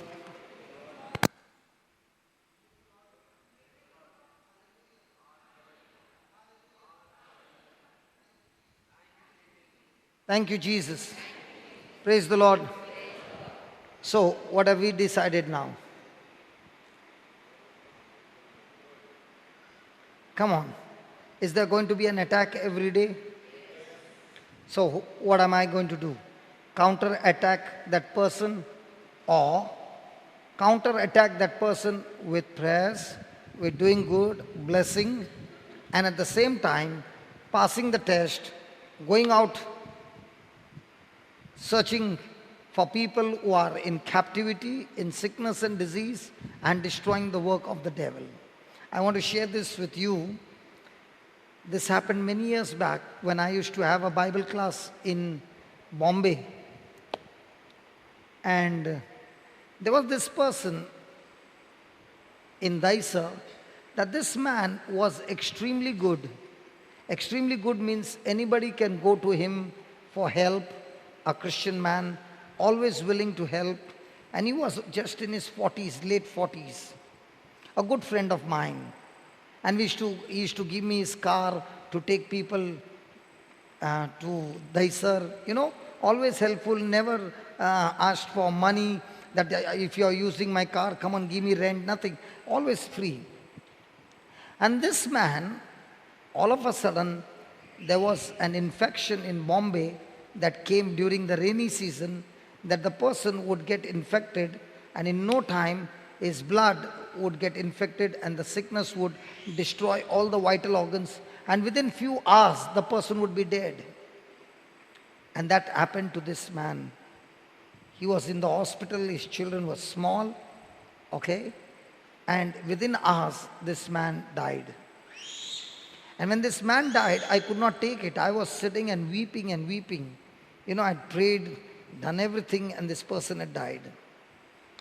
And on that same day, it was a Thursday, I remember, and there was this mother who had a daughter, and some years back, might be about 5 or 7 years back, the daughter one day came late from college, and the father scolded her and gave her one slap and said, "Never again will you ever come late."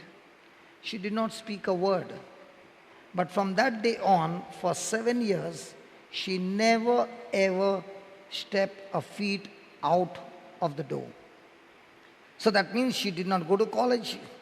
Recently, about 6 months back, her brother got married. She did not go for the wedding. She did not step out of that house, and she told her dad, "I will never ever step out of this house again." Now this mother was coming for the Bible class, and she had told me that this is what is happening. My daughter has not stepped out of the house when the father struck her with one slap on her cheek. That was the day I was supposed to go in the afternoon, and this morning this person is dead. And I'm crying on the phone, I'm crying at home, and this lady calls up and says, "Hey brother, are you surely coming? Please come." And she's pleading on the other side. And I'm saying, "Sister, I cannot come. I'm broken today. I just lost my best friend." And she started weeping on the other side. I cut the line and I was there. And the same scripture came. Jesus saw a great multitude and was moved with compassion. And the Lord said, "Listen, I lost my own cousin John the Baptist. But when I looked at the crowd, I did not remain with my sorrow. I wanted to go to a deserted place." Just put the previous line. Just put the previous scripture. Because there he says, he went to a deserted place. But look at that. When Jesus heard of it, he departed hence by ship into a deserted place apart. He wanted to remain alone. He did not want to mingle with anybody. He was doing the ministry, but this was the time he wanted to spend alone with his father and build himself up. Now, even though it was his desire, but when the people heard thereof, they followed him on foot out of the cities. When people came to know that Jesus has gone by ship to a particular place and he's all alone, people left everything and came in search of him. Now put that 14. Put that 14. And Jesus saw a great multitude and was moved with compassion. And the Lord said, "Can you have compassion and go and meet this girl?" And I said, "Lord, I'm not in the right frame of mind. I know I'm in pain." And he said, "Nothing doing, you just go." I called her up and I said, I'm coming. Now with all that brokenness, I went to the house. This girl was sitting in front of me with her legs folded up on the chair, and she looked so bold that she would look into my eyes and speak. And I was like, a totally defeated person. And I said, God, you told me to come and I'm all defeated. I can't talk to her. She is looking at me right into the eye and she's having a control over everything. Any question I'm asking, she's giving me an answer. Tak, tak, tak. And the Lord said, ask her. Jesus came to give life, life in abundance. Are you actually having that life that Jesus came to give you in abundance? So I asked her this question. And when I asked her this question, she said, what is life? I can get everything on the internet. I'm enjoying my life, my life, my life. I said, look into my eyes now and say, are you really enjoying the life that Jesus came to give you? Come on. This is not the life in the four walls. This is the life of a prisoner. A prisoner who has built a wall and in the prison and cannot even go out, cannot even see anything out. This is not the life that Jesus came and got crucified for you so that you could be in this life. Not at all. And when I said that, she got up from a place and ran straight to the bedroom. I knew the word had taken a place in her heart. I asked the mother, can I just follow her? She said, please. I went inside and I began to talk to her. And I said, listen, I know what you did was wrong. What the dad did was to correct you, not to abuse you, not to hit you, not to reject you. He loves you. But what the enemy has done is, his one act of correction has brought tremendous unforgiveness in you. And unforgiveness is a demonic spirit that will kill you. It has already killed you of 7 years. You did all the arrangement for your brother, but you could not even attend the wedding.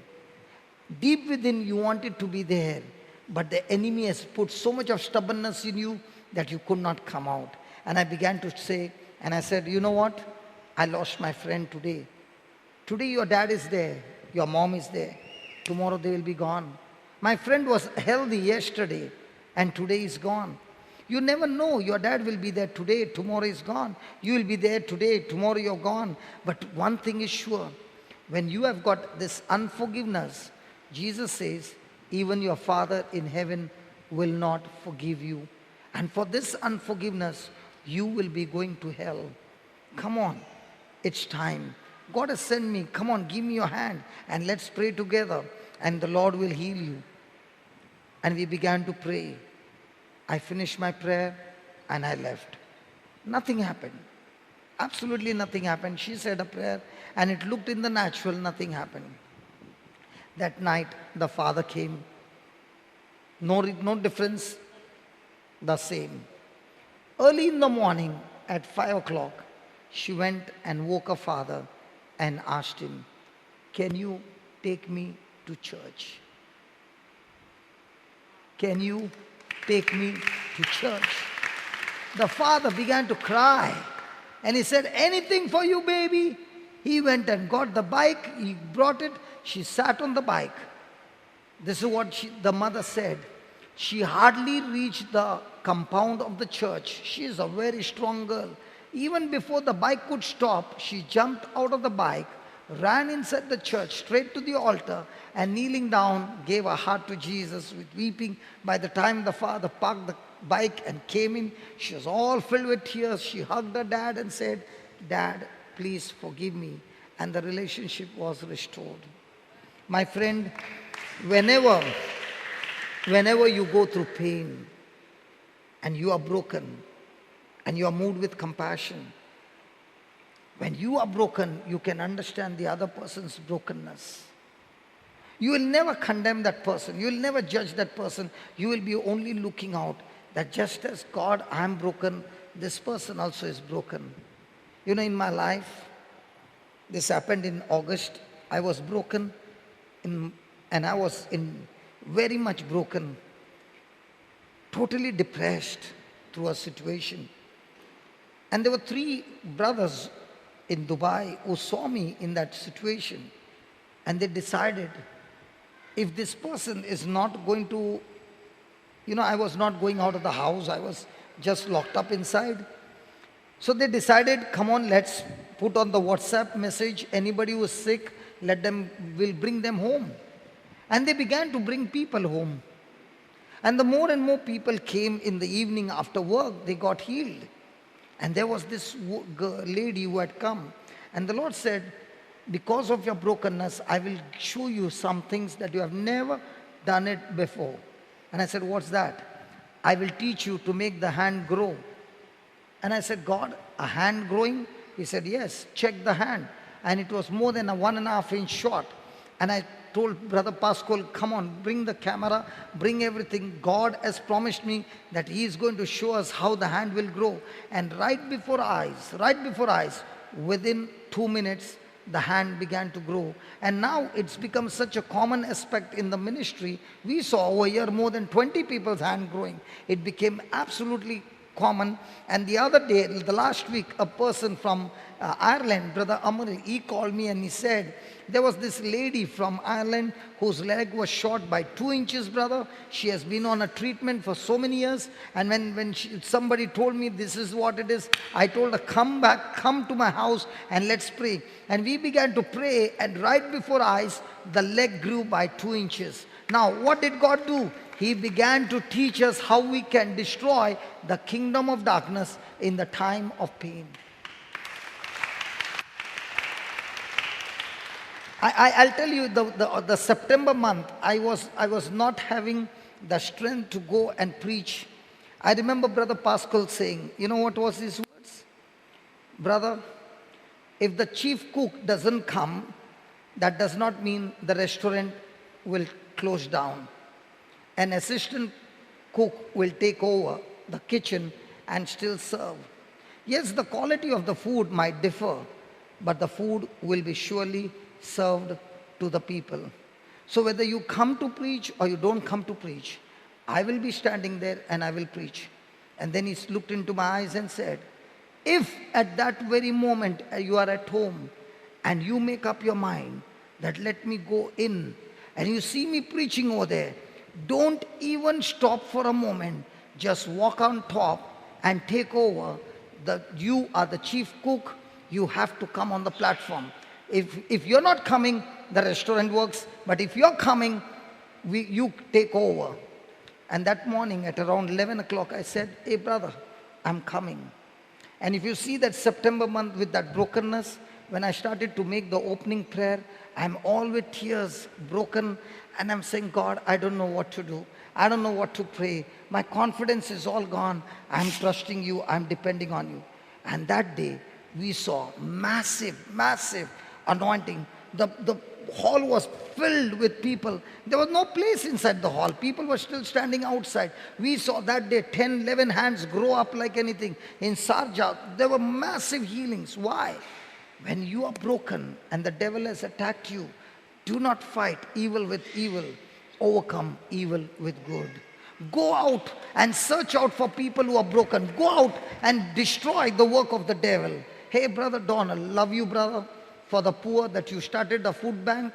Love you. God bless you. God bless you. There are so many people without food. There are so many people without food.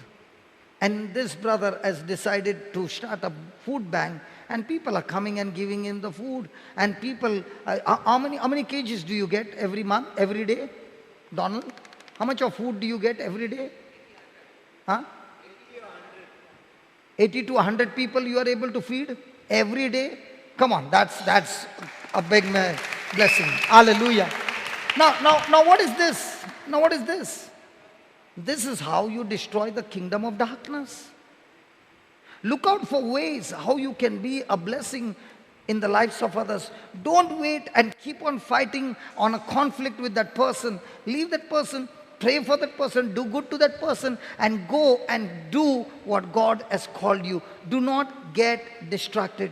I want you to just think, you are an athlete and you are in the race and you are running the final round. You are a marathon runner.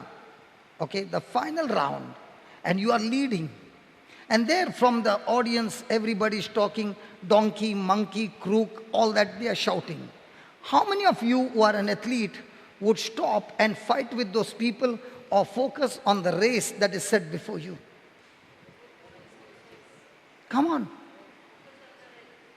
If you are serious about God's business and God's race, do not get distracted with different things that are coming into your life. Just focus to attack the kingdom of darkness and not the people. When you do that, you are not only having the victory, but your brokenness is teaching you how to have compassion towards people who are in pain and suffering. You cannot take a holiday, because every moment is a moment of a price that has been paid. You know, before we leave this planet Earth, there is one thing that we all have to do. All the good things that God has put in our lives, we have to empty it. Empty it in the kingdom, so that when we are gone, the legacy remains behind and God's work continues. If we are all the time depending on God and all the time having that same zeal and fire for God, this agape love will make you do things that is beyond your capacity, beyond your imagination, beyond everything. And you will stand and wonder, God, how did you do it all? Praise God. I'm just excited. In the month of September, I'm going to the US for a training, world evangelizing training, that God gave me a chance, that I got chosen. And I don't know what's going to happen, but one thing I know, when I come back, the dream that this place will be a place where students will be staying here and we'll be training soldiers. I believe with this training coming up, we will have regular, like a college over here, that students will be trained in this place, and trained not as a Bible scholar, but as agape love, carrying the gospel. Hallelujah. You know, when I went to that seminary and I was watching Father, and Father said, you know, these are the soldiers who are going to become priests. And if you can come and help us, that these soldiers get trained, you know what you just did? You duplicated so many of them who will be working in the vineyard and bringing more souls in the kingdom. And that's the time I began to think, God, you have given us the place, you have given us everything. Now, you are also taking me for a training. And with this training, when I come back, praise God, I know all that He's going to teach me. God has invested a lot in our life. He's invested so many preachers to come into our life. He has invested so many resources in our life. And after all that investment, He's going to ask us, what are you going to give me back? And what will be our answer? Come on, in any company, when you join and they send you for training, after you come from training, they expect you to use that training for the company's profit. Okay? We as soldiers of God, children of God, anointed and blessed in the kingdom of God, have been going through so much of training, retreats, and everything is free and everything has been provided. Now with all that has been provided, what is going to be my response for the agape love that God has poured in our lives?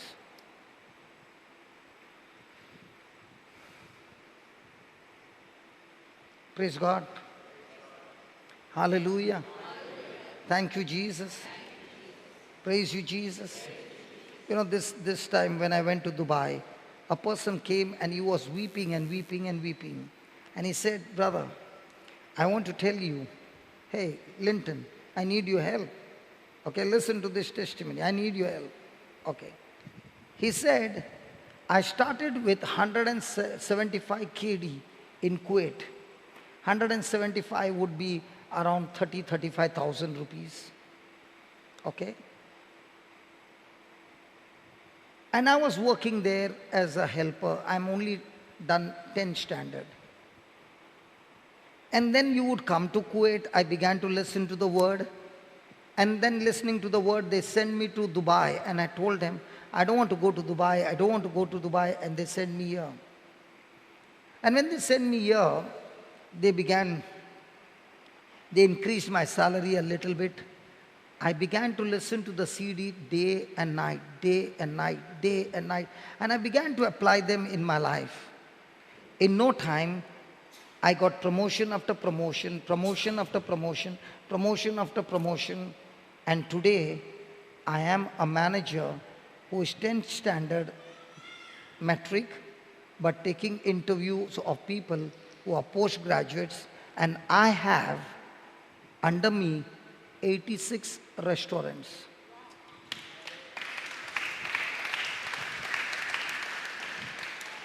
My salary today is more than 4.5 lakh every month. He said, brother, I want to tell you the secret. The secret is the CD has become my life. I have not removed the CD from the last 6 years in my car, and I've come to ask you, can I get one more copy of that CD, please? Because his CD had got worn out. And you know what he said, brother? Please, I'm giving you money for 20,000 CDs if you can make and distribute in Dubai. How many? 20,000 CDs. I need your help.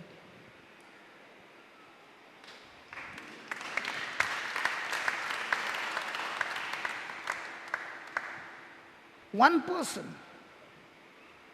only one CD, sower in the seed. He doesn't have any other CD. He has not attended the services.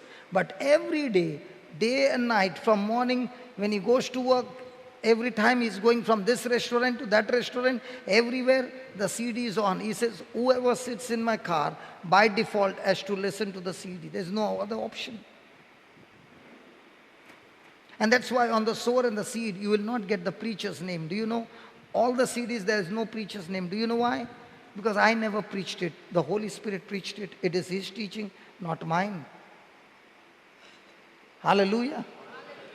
So can we operate in agape love? Come on. And can we have the victory? So what will be my contribution in the kingdom? I'm not talking about money. I'm talking about what will be your contribution in the kingdom of God? Just to receive, or it's time to also go and share?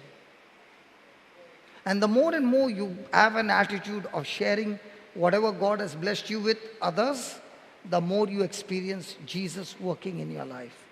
And this life that you experience is an amazing life that you have never ever tasted it.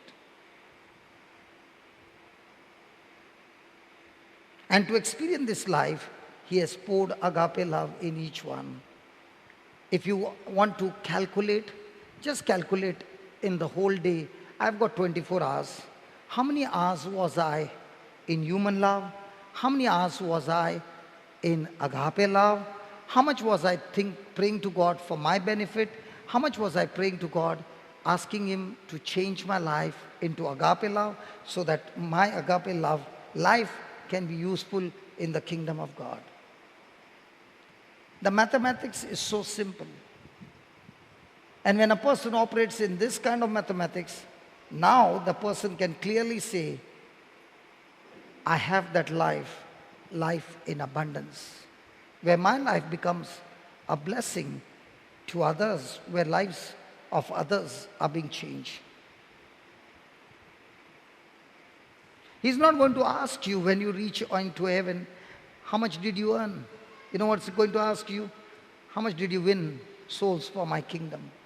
And what would be your answer? Just pray that God uses this place to be like a college where students stay here. We study together the Bible. We build up soldiers and send them on mission to win souls for the kingdom of God. Hallelujah. Thank you, Jesus. Oh, Heavenly Father, we thank you, we praise you, Lord, for teaching us these truths. Thank you, Lord, that you are giving us a higher teaching how to love. And you are teaching us with your own example that even though you went through that pain, you never overcame evil for evil. You did not repay evil for evil, but you overcame evil with good. So teach us, O Lord, not to focus with bitterness. The person is not the person who is the cause, but it's that spirit. It's that kingdom of darkness. It's that work of the devil that is the cause of this pain in my life. So Father, just like Jesus, moved with compassion, we too will go and destroy the kingdom of darkness by operating in agape love. Thank you, Lord, for showing us this truth. We are empowered. We have received this power of love. And from now on, this agape love is extremely active in our life. We thank you and we praise you in the glorious name of Jesus. Amen. Come on, let's give the Lord a big hand. Come on.